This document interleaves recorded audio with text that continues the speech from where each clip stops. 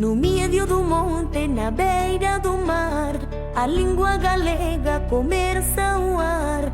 É vento que gira, é luz de luar, palavra que vive e não quer calar. A nossa fala é caminho, é canção, é semente que nasce no coração, é força, é raiz, é identidade, fala de amor e de liberdade. Na escola, na rua, no campo e no lar, falar em galego é jeito de amar. Um povo que canta não pode esquecer a língua que o faz sentir e crescer. A nossa fala é caminho, é canção, é semente que nasce no coração, é força, é raiz, é identidade, fala de amor e de liberdade. A nossa fala é caminho, é canção, é semente que nasce no coração, é força, é raiz, é identidade, fala de amor e de liberdade. E se algum dia o silêncio quiser roubar o idioma que nos viu nascer, erguerei a voz, cantarei sem fim, o galego vive dentro de mim.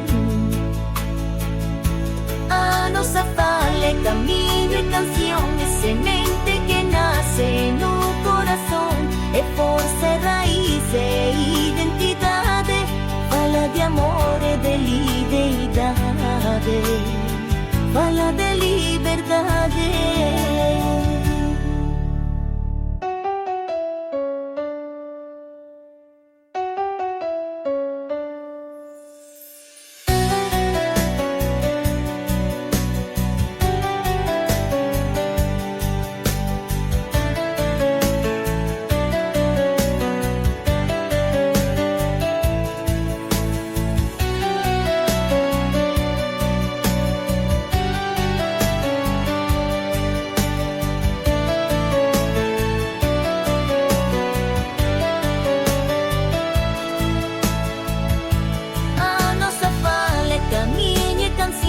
Semente que nasce no coração, é força, é raiz, é identidade, fala de amor e de liberdade.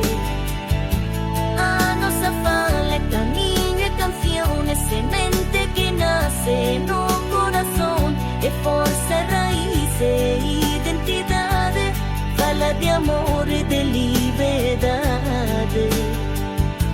A nossa fala é caminho, é canção, é semente que nasce no coração, é força, é raiz, é identidade, fala de amor e de liberdade,